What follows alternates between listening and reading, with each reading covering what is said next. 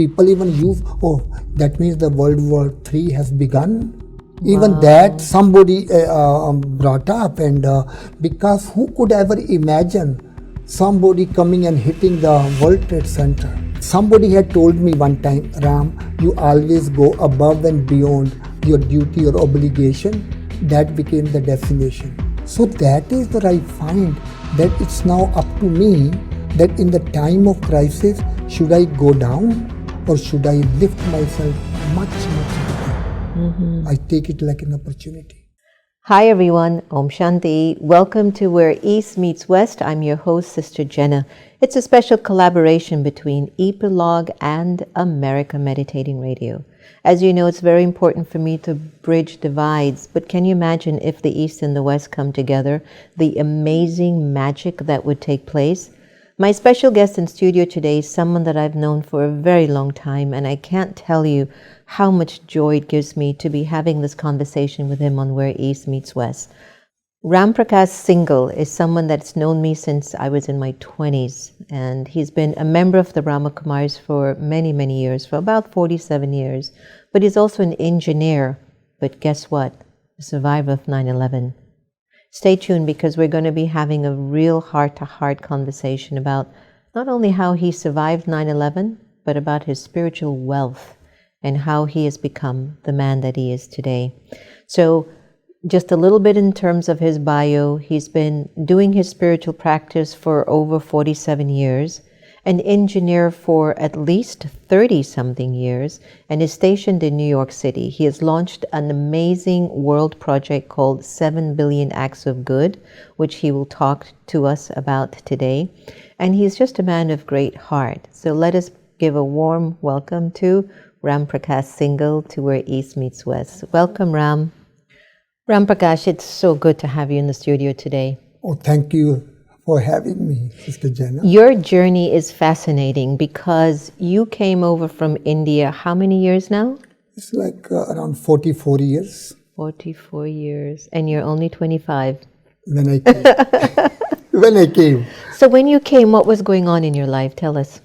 At that time, I was an engineer. And I came to my brother, actually from Alexandria, Virginia, and I stayed with him for 1.5 years, and then I moved to New York. Now, were you working when you were in Virginia? Yes, I was working on the land development projects, so it took me to Maryland, took me to Virginia. I was traveling around quite a bit. Most of the time, I was spending time in traveling too. Did America seem like this big, big ocean and you felt lost when you came here? Actually, I did not. Oh, wow. To my surprise, I felt so comfortable over here. And I don't know what was the reason, but somehow or another I felt that they are like people in India. And only thing, in the beginning when I came, I said, oh, they are always very happy people. But then I saw them crying too. I saw them even gossiping like anybody in India.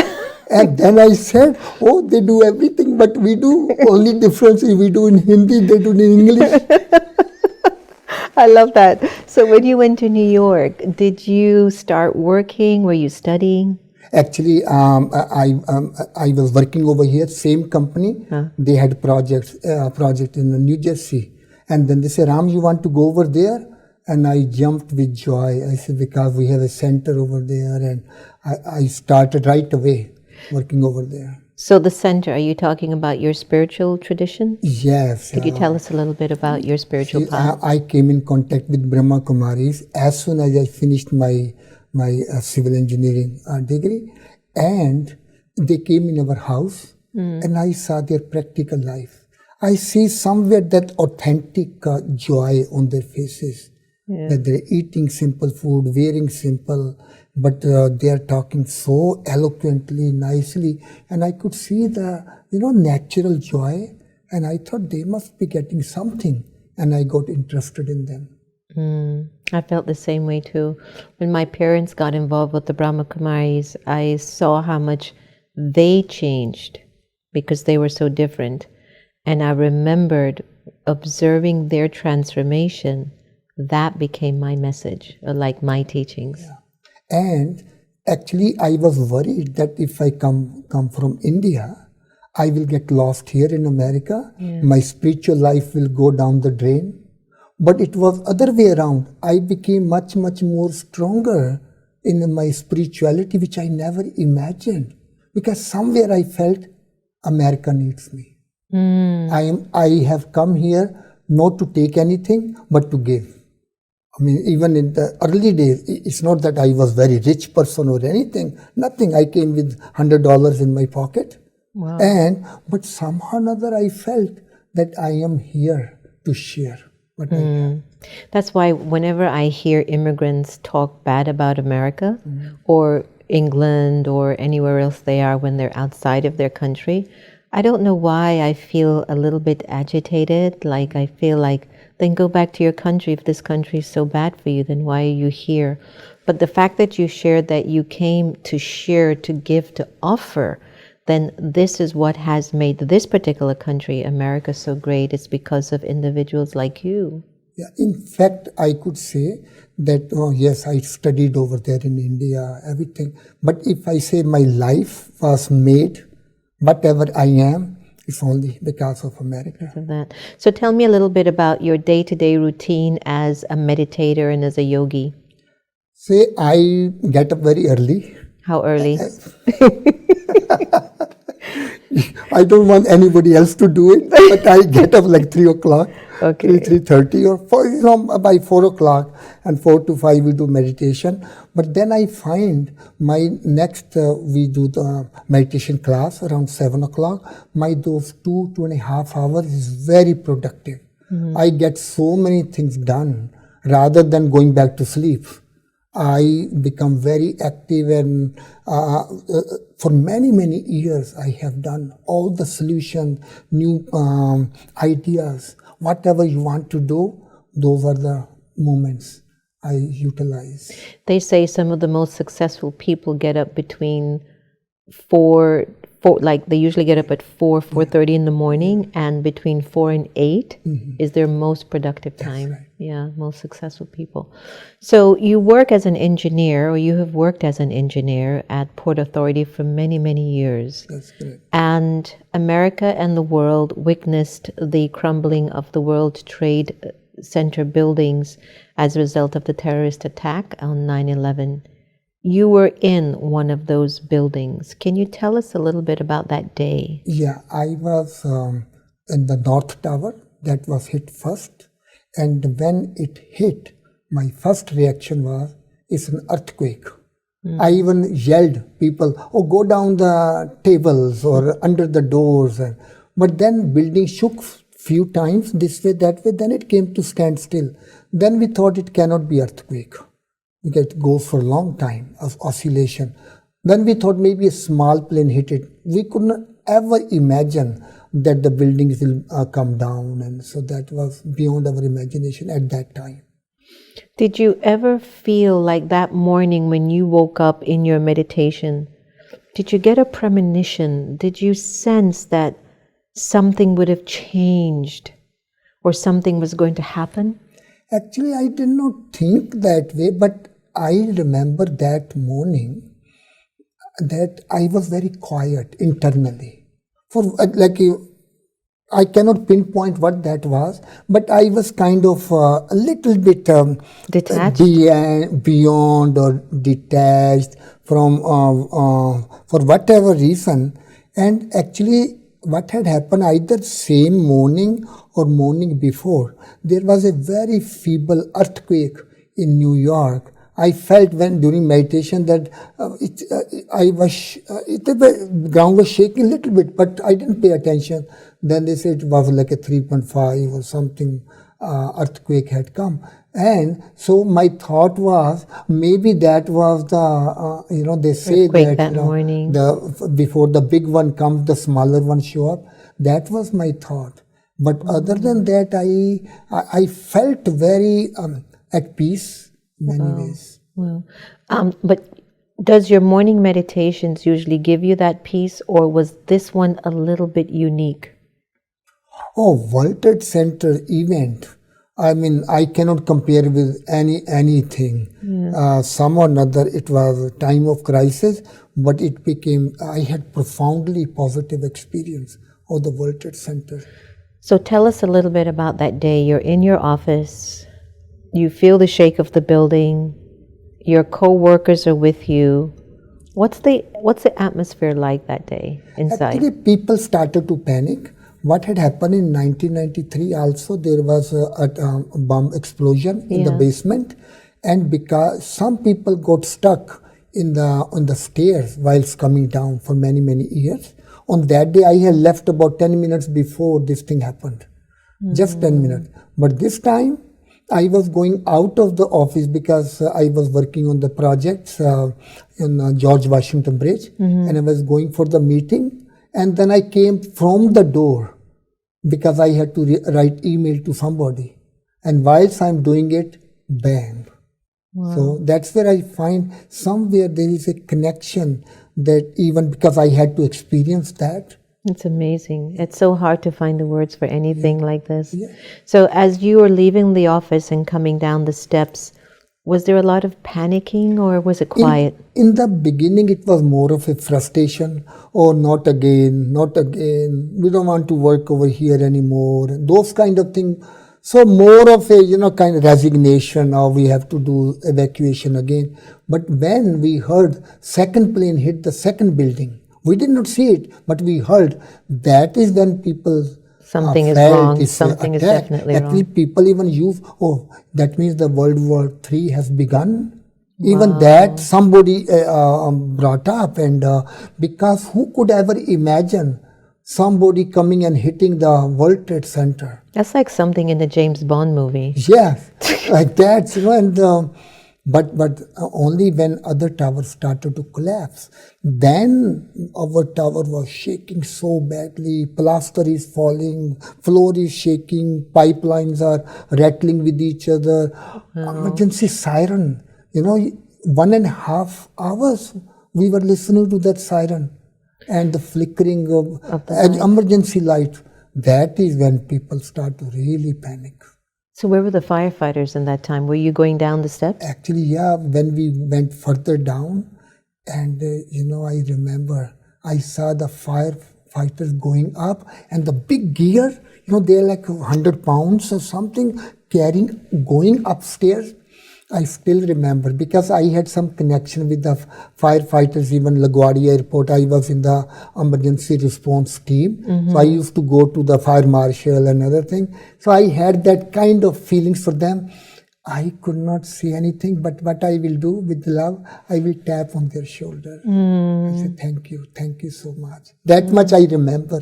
I did that, So when you finally came outside of the building, what were you feeling? What were you thinking? What did you see? See, I saw, this is the first time I felt what is firestorm. We used to see tiny tornadoes around World Trade Center with the wind because the way the towers are located. So it is more like that. We saw the fire moving like small tornadoes. And the cladding, those metal cladding, they were flipping one way or another. It was really kind of a scene. And then some of the debris were falling still from the World Trade Center. And we had to be very careful that we had to go under the, there is a kind of overhang. So we had to walk underneath that. So your building was still standing though when you came out? Yes. How long did it take until it collapsed? Actually, when we came out, within 5 minutes, we had gone away and we felt some kind of vibrations, and we looked back, our tower is collapsing. And if the tower had toppled in our direction, probably we would have been underneath. But of course, tower came down straight like that. So, and we ran from there. Sure. And, but wonderful thing, you were asking that what I felt even after coming. I saw one lady, she was a little heavy, and she just could not walk. Her knees were gone and she was crying. I wanted to go back and help her. After coming out, But then the police officer, they say, no, you have to keep moving, because they knew, I did not know at that time other tower had collapsed, but they knew the other tower had collapsed, and this thing has no assurance to when this thing could also give in. Wow. So they just did not allow me, but I wanted to come inside. So a week or two passed, and you found yourself going to funerals after funerals after funerals. And there was a moment where you shared with me before that you wondered why you were spared. Yeah, actually, somehow I felt when I saw the family, they were young people, they were my friends. We were in the same division. And all of a sudden, no more. And then I'm looking at their families. I'm saying, why did that person have to go? Why not me? Where is the justification? I used to sit in the church or synagogue, mostly church, and I'm having self-reflection. I want justification, even though I never want to say, oh, that's your good karma. But that means other people are doing bad things or something. I never want to entertain this idea. Their time was, maybe they had different role to play. Like if we say, oh, this life is like a drama, they had to play different roles. But still I was asking for justification. And then all of a sudden I felt, if I also consider myself, I am dead. I am dead from this life, and this life has been given to me, that if I use this life for the mankind, for the service to the humanity of the world, then even God can justify that why did I survive. So that made me feel that there has to be some higher purpose for my survival. Well, we're glad that you did, because you started a wonderful project called 7 Billion Acts of Goodness. Tell us about the birthing of that project and what is it doing? See, actually, what had happened as I was always thinking of doing something good.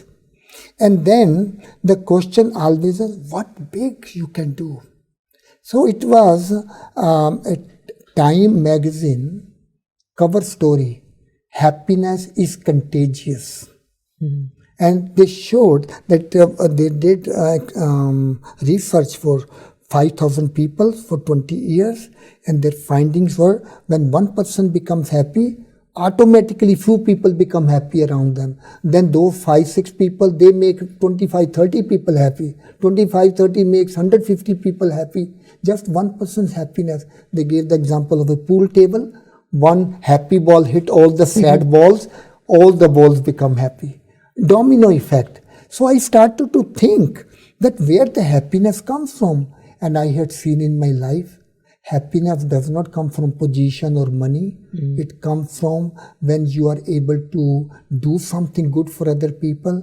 You are able to find something good about your own self and other people. That gives you joy. When you do something out of the way, that way, the joy comes. And then I said to myself, so that means goodness. But then I said, goodness is very boring, you know. I mean, one person's act can shake the whole world. Why not goodness do the same thing? And that is where I thought of making goodness as dynamic. So what does the project entail? How do you get involved in it? See, then that what I just to see that how the bombs explode, then I think of atom bomb. How the atom bomb explode, the atoms hit each other, then they split, then they mix with each other, but a tiny portion remains free. And that tiny thing turns into nuclear energy, and the conversion factor is E is equal to mc square.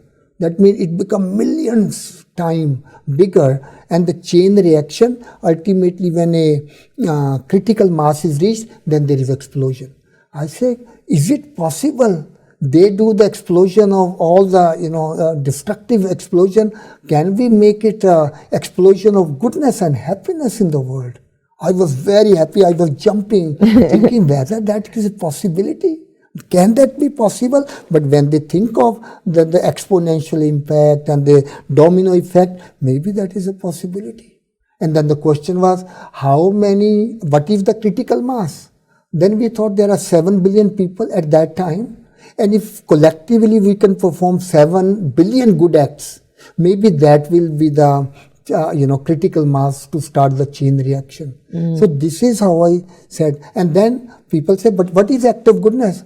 Everybody says, I am doing good thing. I said, then somebody had told me one time, Ram, you always go above and beyond your duty or obligation. That became the definition. Wow. Act of goodness is something you do above and beyond your duty, obligation, and even your capacity. It's like going extra yard, in the metaphor for when we talk about, that means putting your all.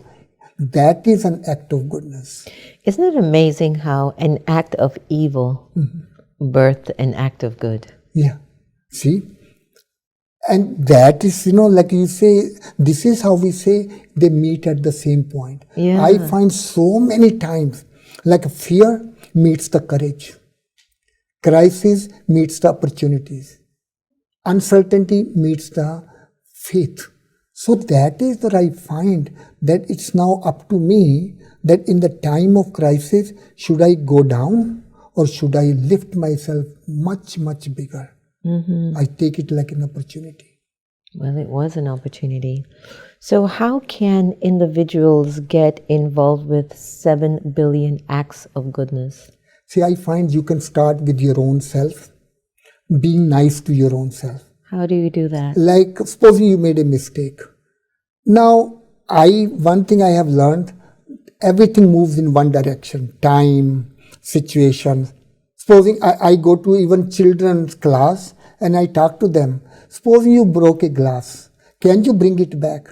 You cannot, but you can say sorry to mom and then you say, from my pocket money, I will buy 2 glasses for you.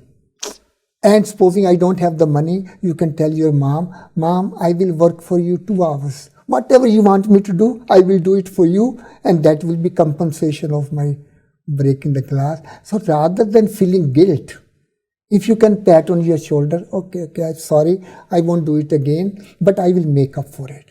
So that is where I find loving yourself the way you are and forgiving yourself for your mistakes. I find that become your nature to forgive others. Now, you know what I do these days? If somebody make a mistake, rather than getting upset with them, I forgive myself for something I have done maybe yesterday. How do you do that? Because forgiving the self might be the hardest thing to do. You know, one of the things that the former leader of the Brahma Kumaris, Daddy Janki, and the founder of Brahma Kumaris, Brahma Baba, said, don't give sorrow, but don't take sorrow. And a lot of people will tell me, Sister Jenna, it's easy for me not to give it, but it's not easy for me to not take the sorrow. Mm-hmm. So when we have to forgive ourselves, it's very difficult for some of us. You know, that is where your honesty and sincerity comes. Did I do intentionally? Yeah. Because I find most of the time we make mistakes or do wrong things out of fear. Many times. Sometimes the things are not clear to us. Yeah. We are clouded. But sometimes the peer pressure too. So that means lot of time I don't want to do it, but because of environment is negative gets supported very quickly. Yeah. But the positive takes long time to So why should we be positive if it's taking so long? See, that's the whole point. There is a saying that the negative flies travels at the speed of light, and whilst the truth is limping behind. So that is where people are kind of, they give in. But because in my life I have done it many, many times, so I found that guilt doesn't take me anywhere. It only brings me down. Yeah. And what's the point? So in order to forgive yourself, I make a list of what good things I do. So at the time I did something wrong, I say, Ram, but you did so many good things too, no? Pat yourself for those things and make up for this problem. And what I actually found, every time I made a mistake, In order to make up, I do maybe 2-3 times good things. This is good. So even the negative thing is like, giving birth to many, many good things in life. But that seems to come from a nature of humility, because when you're not humble, you don't want to give, you don't want to make things up. How does one become humble enough to develop the art of forgiving themselves, or to develop the art of doing something good 3 times more after they made a mistake? Because humility is connected very deeply to a soul's personality if there is the element of purity. If there isn't this sense of innocence about you, then what the soul is attached to are the labels, the gender, the position, the role, the titles, and it comes out with a different decision. It comes out with a different intention. It comes out with a different meaning. How do we soften the ego that is recorded in our souls? Because humility is lacking in the world. Like you said, truth is limping behind all the bad news and all of that. How do we reduce the ego that's in our personality? Because it's running the world right now. See, actually, in my whole life, what made me humble is I did this much and I always got so much. People trusted me more than I trusted myself. I considered myself to be totally a very ordinary person, and I really say if I can change, anybody can change. If the person who had no self-respect, no self-assurance, nothing, I was almost like nothing, but taking the spiritual path, somehow or another, what I learnt was that being a child of God, we say God of my faith, whatever anybody believes in, I carry God's DNA. Take it, take a challenge. Can you believe, like as we say, we carry our parents' DNA? Can I challenge myself to say, being child of God, I carry God's DNA? People even use the word God particle, God genes. People say those words. So I really found God means giving. So because of giving and giving, all of a sudden you find you do this much little and you get so many blessings from people. Yeah. And I find one secret: don't go for big things. Always just go near the ground, because like nobody can pull you down from the ground when you're high up. Because I have my I have had high positions. But you love big things. But that from the ground, you can do big things. When you really think of, how I look at it, we have, like in a building, we have steel, then concrete, and then the dirt. Steel is the strongest, but it is being supported by concrete, which is weaker than it, but is bigger volume. And then concrete foundation is supported on the ground, and it is much weaker than concrete, but the volume, abundance. So this is how I find when I am at the bottom, I can support the whole world, the whole structure. So, and staying, because you don't want to become victim of people's jealousy, because you're already at the bottom. But you're supporting everybody. That's such a beautiful analogy. I would have never thought of it that way. Wow. It's very beautiful. So in closing, what's your message to the world? What is it that you'd love for every soul in the world to remember or to practice? See, I feel you keep doing good, somehow good will keep happening to you. Yeah. Never be afraid of being a good person. And start with very small. Don't think of big things. Small is like become micro. They say act locally, think globally. So act micro and think macro. And somehow I find if you feel people are using you, many times this is people taking advantage of me, people using. I say people take advantage of me because I have advantage. They are at a disadvantage.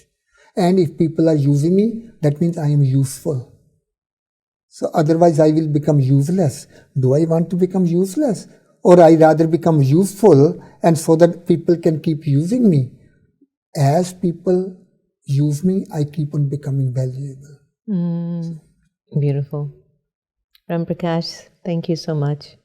Thank you so much for having me, Sister Jenna. Thank you for joining us. That was just amazing. I'm sure that everyone took away so much from my conversation with Ram Prakash. His spirit, his energy, his wisdom. Heartwarming, isn't it? When I'm with him, I feel like I'm with